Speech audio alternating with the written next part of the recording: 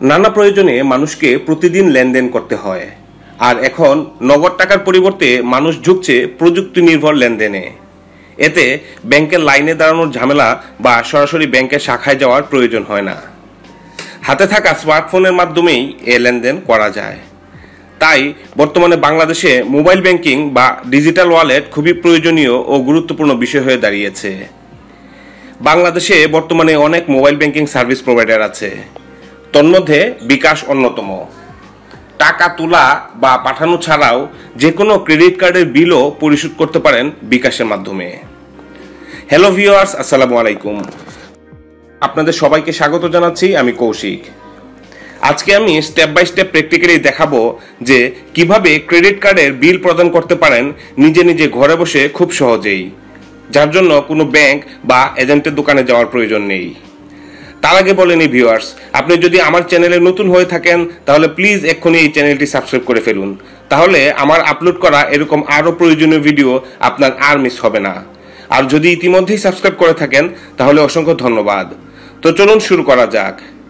আসলে এই কাজটি সম্পাদন করা খুবই সিম্পল ও অল্প সময়ের ব্যাপার, কিন্তু যেহেতু আপনাদের সুবিধার্থে একটি টিউটোরিয়াল ভিডিও তৈরি করছি, তাই এর সাথে আনুষঙ্গিক ও প্রাসঙ্গিক অনেক কথা বলতে ও অপশন দেখাতে হয় বিধায় ভিডিওটি একটু বড় হতে পারে।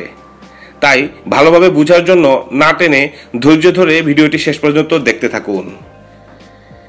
বিকাশের মাধ্যমে ক্রেডিট কার্ডের বিল প্রদানের জন্য অবশ্যই আপনার একটি বিকাশ অ্যাকাউন্ট থাকতে হবে। সেটি আপনার নিজের হলেও চলবে অথবা অন্য যে কারো অ্যাকাউন্ট হলেও চলবে। তো তা করার জন্য প্রথমে বিকাশের অ্যাপে যেতে হবে। অ্যাপে যে অবশ্যই জানেন যে আপনি আপনার পিন দিয়ে লগ ইন করবেন। লগ ইন করার পরে বিকাশের অ্যাপের শুরুর দিকে দেখবেন বেশ কিছু সার্ভিস দেওয়া আছে। তন্মধ্যে একটি জনপ্রিয় সার্ভিস হচ্ছে পে বিল। এই যে দেখুন এখানে আছে পে বিল, এটিতে ট্যাপ করতে হবে। তারপরে সবার নিচে আপনি সকল প্রতিষ্ঠানের লিস্ট পাবেন যে কার বিল আপনি প্রদান করতে চান। তন্মধ্যে মাঝখানে আপনি অর্গানাইজেশন টাইপ দেখতে পাবেন, যেখানে কোন ক্যাটাগরির বিল আপনি দিতে চান। তন্মধ্যে দেখুন এই যে এখানে দেয়া আছে ক্রেডিট কার্ড, এখানে ট্যাপ করতে হবে। এই ক্রেডিট কার্ডের দুটি অর্গানাইজেশন এখানে আছে, city bank MX credit card বিল, 2 নম্বর আছে ভিসা ক্রেডিট কার্ড বিল। তো আপনার যেটি সেটিতে আপনি ট্যাপ করবেন। তো এখানে আপনার কার্ড নাম্বারটি দিতে হবে, আমি আমারটি দিয়ে দিচ্ছি। এবার নিচে প্রসিড টু পে এটিতে ট্যাপ করতে হবে। এবার অ্যামাউন্ট সিলেক্ট করতে হবে। তো আপনি নিশ্চয়ই জানেন যে আপনার ক্রেডিট কার্ডে কত বিল পরিশোধ করতে হবে, তো সেরকম অ্যামাউন্টটি দিয়ে নেক্সট এতে ট্যাপ করতে হবে। এবং দেখুন দেয়া আছে অ্যামাউন্টের সাথে তার চার্জ দেয়া আছে, কত টাকা কাটবে। তো টোটাল অ্যামাউন্ট দেওয়া আছে। তারপর আপনি আপনার পিন নাম্বারটি দিবেন এবং নেক্সট এতে ট্যাপ করবেন।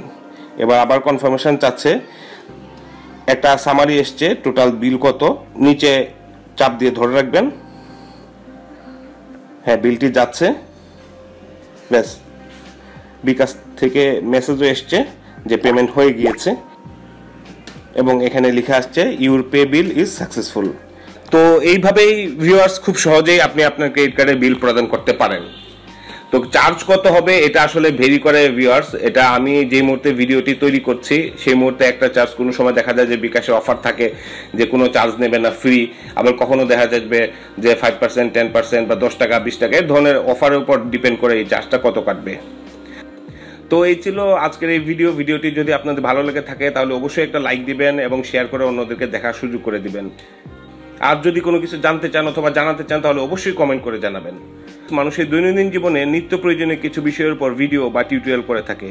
আমাদের পুরাতন সব ভিডিওগুলো দেখতে এবং নতুন নতুন ভিডিও পেতে অবশ্যই আমাদের ইউটিউব চ্যানেলটি সাবস্ক্রাইব করুন এবং আমাদের ফেসবুক পেজটি ফলো করুন। ধন্যবাদ, ভালো থাকবেন, আসসালামু আলাইকুম।